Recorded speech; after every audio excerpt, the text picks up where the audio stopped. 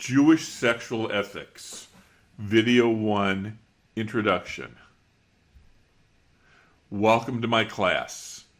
In this class, we will be looking at Jewish sexual ethics, when sex is unethical, when is it ethical, and when does it rise above the ethical to become holy.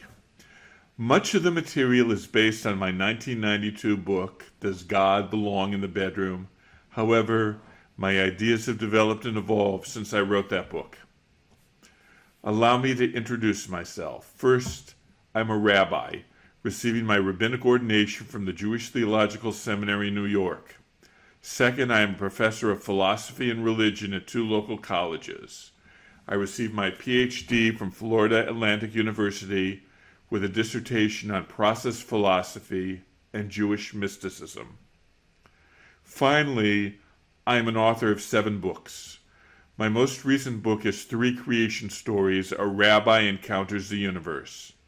I am also the developer of 3 other classes on Udemy.com, 4 interpretations of the Genesis creation story, Your Soul, Its Origin and Its Destiny, and The Problem of Evil, Religion's Greatest Challenge.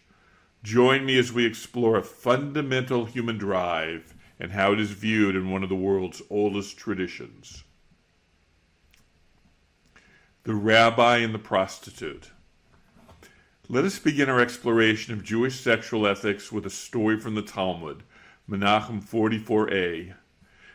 There was a young rabbi who was scrupulous about the Jewish law of ritual fringes worn on the corner of one's garment, tzitzit. He heard about a beautiful harlot by the sea who charged a large price. He sent the money and arrived at her home. The harlot had 7 mattresses, 1 on top of the next, 6 of silver and 1 of gold. She took off her clothes and climbed up to the top mattress. The young man tried to follow, but the fringes jumped up and slapped him in the face. He could not go through with it. The woman climbed down and sat next to him. "Perhaps you see a blemish in me." The man answered, "No, you are the most beautiful woman I ever met, but I see the ritual fringes acting as witnesses against me." The woman replied, "Write down your name, your teacher, and where you study." The young rabbi gave it to her and left. The harlot immediately closed her business. She gave 1/3 of her wealth to the government, 1/3 of her wealth to charity, and kept 1/3. But she also kept the 6 mattresses of silver and the last mattress of gold. Immediately she went to the young man's rabbi. She told the rabbi that she wanted to convert to Judaism. He responded, "Perhaps you have set your eyes on one of the young students." She showed him the young man's name. He immediately converted her. In those days, conversion was easier than today, and said, "Go acquire your possession." She married the young rabbi and brought her 7 mattresses into his home. The Talmud says that what they were planning to do in an illegitimate way was now done in a legitimate way. The story ends by saying that this is the reward for carefully observing the laws of ritual fringes, tzitzit. The Talmud was compiled in the 6th century of the Common Era, but this is what the rabbis call a baraita, which probably dates from the 3rd century of the Common Era. Why would the Talmud introduce such a story in a religious document? On the surface, the story encourages the observance of wearing ritual fringes, but the story seems to have a deeper message. It is saying something about sexual ethics. At the beginning of the story, we have a man, a woman, 7 mattresses, and improper sex. At the end, we have the same man, the same woman, the same 7 mattresses, and proper sex. What changed? In the beginning, the man wanted personal pleasure, and the woman wanted money. They were each involved only for themselves. In the end, they saw each other, and that changes everything. Jewish sexual ethics begins when each partner sees the other. In this class, we will be speaking of sexual activity between 2 human beings, each created in the image of God. We are not talking about masturbation or group sex. 2 human beings have the ability to give each other great pleasure. but two human beings also have the ability to seriously hurt one another. Few activities have the potential of giving pleasure or giving pain like sex. That is why sexual ethics is so important. Why Jewish sexual ethics? Judaism never developed the notion influential in Christianity that identified sex with sins of the flesh. Partially under the influence of Platonic teachings and the Gnostics, many early Christians saw the world of matter as tainted with sin, different from the spiritual world. That is why Paul could say in the New Testament, 1 Corinthians 7:1, "It is good for man not to have sexual relations with a woman." But Paul continues, 7:9, "But if they cannot control themselves, they should marry, for it is better to marry than to burn." Jewish tradition, on the other hand, teaches Rav Chazkiah, Rav Kahan b'shem Rav, Atid Adam litain din v'cheshbon al kol ma shira'ate einav v'lo achal. Rav Chazkiah and Rav Kahan said in the name of Rav, a person will one day give a reckoning for everything their eyes saw, which, although permissible, they did not enjoy. Jerusalem Talmud, Kiddushin 4:12. The joys of the flesh are not only permissible, God expects humans to use them. The human body is God's creation and therefore is not tainted with evil. Why sex is good? Judaism sees sex as a gift from God. When used in the proper context, it becomes a way of serving God. One of the key Jewish insights is that humans are different from animals. Animals have sex, but only when the female is in heat. Sex is to propagate the species. God said to the animals, "Be fertile and increase," Genesis 1:22. God also gives the same command to humans. V'avarech otam Elohim v'yomer lehem Elohim peru urvu milu et haaretz v'kivshuha. God blessed them, and God said to them, "Be fertile and increase, fill the earth," Genesis 1:28. But one notes that human beings have sex at any time during the month, even when a woman is not fertile. Human sex has a second purpose beside procreation. It is meant to give pleasure. The Torah explicitly states this point regarding a married couple. She'era ksuta v'onata lo yigra. He must not withhold from this one her food, her clothing, and her sexual pleasure. Exodus 21:10. The Hebrew word ona means sexual pleasure, and it is a vital Jewish value. Animals have sex for procreations. Humans have sex for both procreation and pleasure. But there's another difference between humans and animals. Male animals in general mount human animals from the back. Humans in general have sex face to face. In human sexuality, the goal is to see each other. The Torah also uses a verb for sexual relations that could give us insight. Yada, to know. V'adam yada et chava ishto v'tahar. Now the man knew his wife Eve, and she conceived. Genesis 4:1. Perhaps the idea of being face to face is expressed most clearly in the idea of the cherubim above the portable ark. They were face to face, and God appeared between their faces. But the Talmud, Yoma 54a, sees the cherubim as a man and a woman in a sexual embrace. Amar Rav Katina b'shah shayu Yisrael olim l'regel megalalim lahem et ha'parochet umarim lahem et ha'kruvim shahayu or im zebazeh v'yorim lahem re'u chibab techem lifnei ha'makom kechibat zachar u'nikeva. Rav Kahina said, when the Jewish people would ascend for one of the pilgrimage festivals, the priest would roll up the curtain for them and show them the cherubs, which were clinging to one another, and say to them, "See how you are beloved before God, like the love of a male and a female." Why sex is bad? Jewish tradition teaches that every human being is born with two inclinations that struggle within him or her throughout life. There is the Yetzer HaTov, or good inclination, and the Yetzer HaRa, or evil inclination. The goal of life is to train the good inclination to control the evil inclination.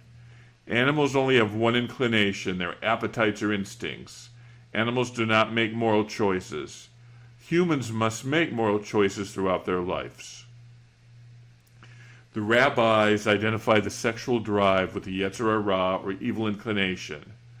It is very similar to Sigmund Freud's description of the id, or unconscious drives. Freud saw the sexual drive as a key part of the human psyche. The id must be controlled through the superego, the sense of right and wrong we receive from our parents, and the ego or self. In a similar way, the rabbis taught that the sexual drive must be controlled. Ben Zoma taught, who is strong? One who controls their inclination. A vote for one. Sex is not evil, but the sexual drive out of control can be a force of evil. The classic example of a biblical character who could not control his sexual drive was King David. He saw Bathsheba bathing on a roof and lusted after her. He brought her into his bedroom and arranged for her husband Uriah to be sent off to war and to be killed. Bathsheba became pregnant, but the baby died. According to the Bible, a punishment for David. Eventually, Bathsheba gave birth to King Solomon. For the story, see 2 Samuel chapter 11. The Talmud teaches that God warned David he would test him regarding sexual self-control, and still David failed the test. Sanhedrin 107a. Natural law. So what is improper sex? The great Catholic thinker Thomas Aquinas, 1225 to 1274, sought to combine the philosopher Aristotle with Catholic theology. One can learn ethics from studying the natural world, a system known as natural law. According to Aquinas, in nature, sex is meant for procreation. Therefore, sexual activity that avoids the possibility of procreation is forbidden by natural law. Natural law would forbid birth control, abortion, homosexuality, and such new reproductive techniques as in vitro. This has become part of canon law in the Catholic Church.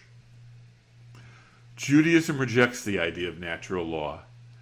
Nature teaches us what the world is, but not what the world should be, or to quote the Enlightenment philosopher David Hume, 1711 to 1776, you cannot learn an ought from an is. You cannot learn ethics from nature. According to the Talmud, if one steals wheat and plants it, the wheat ought not to grow, but nature works according to its own inexorable laws. Olam keminhago noheg v'holech. The world goes along and follows its course. Avodah Zarah 54b. Nature does not care about morality, including sexual morality. Jewish tradition teaches that the job of humanity is not to worship nature, but to transform nature. This has allowed a more liberal view towards issues such as birth control and new reproductive techniques. So what would be bad sex according to Jewish tradition? Philosopher Thomas Nagel, born 1937, gives an important insight in his 1969 essay, Sexual Perversion. Thomas Nagel's approach to philosophy is phenomenology, which is concerned with what the subjective mind experiences. This is very different from natural law, which is concerned with viewing activities as part of nature, as a scientist would view it. A phenomenologist is concerned with psychology rather than physiology. Nagel's most famous essay deals with philosophy of mind. His 1974 essay, What is it like to be a bat? Can our mind know what it is like to be a bat? See my Udemy.com class, The Soul, Its Origin and Its Destiny, for a discussion of this essay. His essay on sexual ethics could have been entitled, What is it like to have sex? Phenomenology begins with a subject, a person, and what is happening in their mind as they begin a sexual encounter. In a sexual encounter, the subject is aroused by someone who is the object. Nagel uses the example of Romeo seeing Juliet and becoming sexually aroused. In normal non-perversion sex, the object, Juliet, also becomes aroused by Romeo. Each become aware of the other's arousal and becomes aroused themselves. The key point is each person becomes both a subject and an object. For Nagel, normal sex is when two people become both subjects and objects, mutually aroused by one another. What is sexual perversion? It is when this process is interrupted. To quote Nagel, it is a truncated or incomplete version of the complete configurations. One person becomes a subject, but the other remains a mere object. From Nagel, we get a hint of sexual activity that falls short of the ethical ideal. It is when someone treats another not as a person, but a mere object. Someone uses someone else for their sexual pleasure without seeing their humanity. Treating one's partner as an object. We can now pin down a Jewish view towards sexual activity. Good sex is to see the face of one's partner, to be concerned with their well-being and their pleasure, to view them not as an object but as a subject. Bad sex is to see one's partner as a mere object for one's pleasure without concern for their pleasure and their needs. Some people today see sex as simply a recreational activity, no different from eating, playing sports, or going to the theater. But sex is different. It involves opening oneself up to another human being in a very intimate way. And during such moments, people are vulnerable. Sexual activity can hurt people, and there is always the possibility of pregnancy and sexually transmitted diseases. That's why the central issue in Jewish sexual ethics is treating one's sexual partner as a subject rather than an object. French Jewish philosopher Emmanuel Levinas, 1906 to 1995, developed an entire philosophy that confronting the other puts obligations upon us. Jewish tradition has a colorful word for improper sexual activity, gilui arayot, literally uncovering nakedness. To treat someone as an object is described as uncovering their nakedness. When is it appropriate to keep someone's nakedness covered, and when is it proper to uncover someone's nakedness? That is the goal of this class. The good, the bad, and the holy. We've spoken about good sex and bad sex, but there is another category that is an important part of Jewish tradition, holy sex. The Hebrew phrase gilui arayot, uncovering nakedness, already hints at this idea. When I teach young people about sexual ethics, I ask them a question. If they see a scroll of the Torah uncovered and unrolled, what do? If they have any Jewish background, their answer is clear. They cover it up. Items are made holy, in Hebrew kadosh, by covering them up. When the Israelites built a portable tabernacle to carry through the wilderness, the holiest place was the ark in the center. It was covered by a parochet, curtain. And today we still have a curtain covering the Torahs when they are in the ark. In Jewish tradition, Kedushah, holiness, is achieved through covering up. At first in the Garden of Eden, Adam and Eve were naked and not ashamed, uncovered. They were animal-like. When they ate from the tree of knowledge of good and evil, they moved beyond the animal to become human. Immediately they covered themselves, first with fig leaves and then animal skins. To explore this story further, see my udemy.com course, The Problem of Evil, Religion's Greatest Challenge. Sex becomes holy at those times when it becomes appropriate to uncover oneself. The ladder of holiness. In this class, we will look at bad sex, sex that treats others as objects rather than subjects, sex that hurts. We will look at good sex, sex that treats others as subjects and is based on mutuality between two human beings. But sex can be ethical and still fall short of holiness.